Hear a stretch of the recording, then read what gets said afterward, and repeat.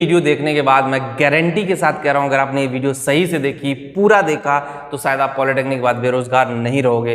लेकिन अगर आपने सही से नहीं देखा तो शायद आपको कोई समझा नहीं सकता।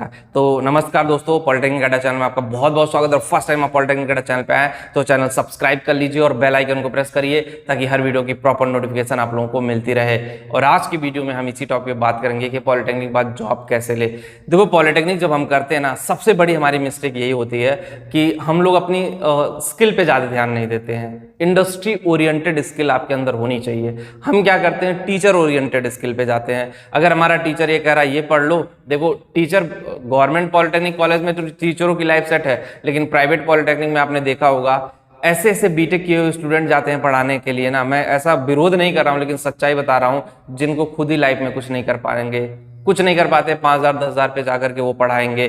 तो उनसे आइडिया लो, लेकिन मैं ये कह रहा हूं अपना माइंडसेट भी आप लगाइए। अगर अपना माइंडसेट आप लगाओगे, सबसे पहले अपने कोर इंजीनियरिंग जो भी है, चाहे इलेक्ट्रिकल हो, इलेक्ट्रॉनिक्स हो, कंप्यूटर साइंस हो, आईटी हो, सिविल इंजीनियरिंग हो, जिस ट्रेड से आप डिप्लोमा कर रहे हैं उस ट्रेड से रिलेटेड कंपनी के बारे में पता करिए। किस ट्रेड से रिलेटेड कौन सी कंपनियां हैं, इंडिया में टॉप 20 कंपनी कौन सी है, टॉप 10 कंपनियां कौन सी हैं, वो सारा लिस्ट बनाइए। उसके बाद फिर एक एक कंपनी के बारे में थोड़ा रिसर्च करिए कि इन कंपनियों के लिए क्या रिक्वायरमेंट होता है। जैसे मान लो सिविल में है, अजनारा है, पनाश है, और बहुत सारी ऐसी रियल एस्टेट की कंपनियां जो कंस्ट्रक्शन का काम करती हैं, उनमें जाने का तरीका क्या है, क्या स्किल रिक्वायर्ड है। जब ये सारी चीज़ों पे वर्क करोगे ना, तो आपको ऐसे कोई मना नहीं कर सकता आपको जॉब के लिए। आप ऑलरेडी स्किल्ड होकर के आ रहे हो। जैसे आईटी में जाना है, विप्रो में जाना है। विप्रो में क्या चाहिए, आपकी अंग्रेजी अच्छी होनी चाहिए, आपको अंग्रेजी लिखने आना चाहिए, बोलने आना चाहिए, आपकी कोडिंग वोडिंग सही होना चाहिए। उसके बाद फिर आप उस कंपनी में जा सकते हो। उसमें दो टाइप की होती है, टेक सपोर्ट टाइप की जॉब होती है, नॉन टेक सपोर्ट की टाइप में,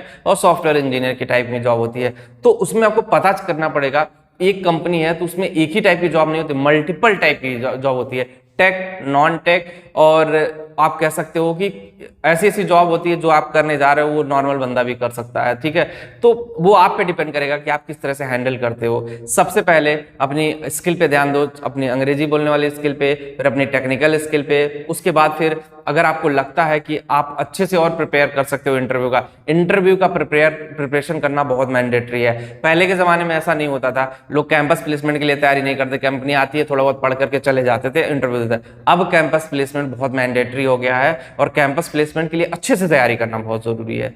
अच्छे से इन द सेंस कि आपको जितना आप 3 साल में पढ़े हो वो सारी चीजें आपको आनी चाहिए, रिवीजन आपका होना चाहिए, चीजें आपको पता होना चाहिए, तभी जाकर के आपको कोई जॉब देगा ना। कैसे हवा हवाई में आपको जॉब दे देगा, ऐसे कोई जॉब नहीं देने वाला। आपको पढ़ना पड़ेगा, अच्छे से पढ़ना पड़ेगा।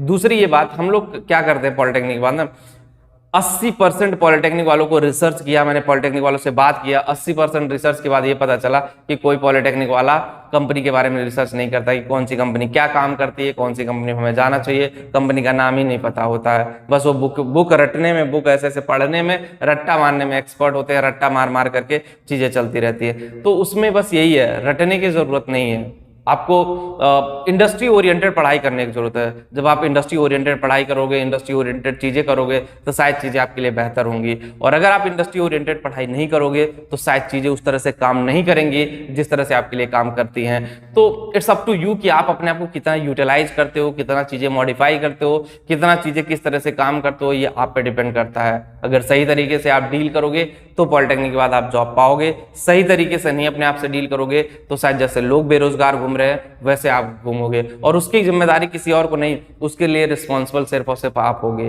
आपके अलावा और कोई नहीं रिस्पॉन्सिबल होगा। तो ये आप पे डिपेंड करता है कि आप किस तरह से चीजें हैंडल कर रहे हो, किस तरह से चीजें ले रहे हो, किस तरह से चीजें काम कर रही हैं, ये सारा आप पे डिपेंड करता है। तो मेरे हिसाब से देखो, अगर आप पॉलिटेक्निक के बाद जॉब लेना चाहते हो तो जो चीजें मैंने बताई है वो चीजों पे ध्यान दीजिए।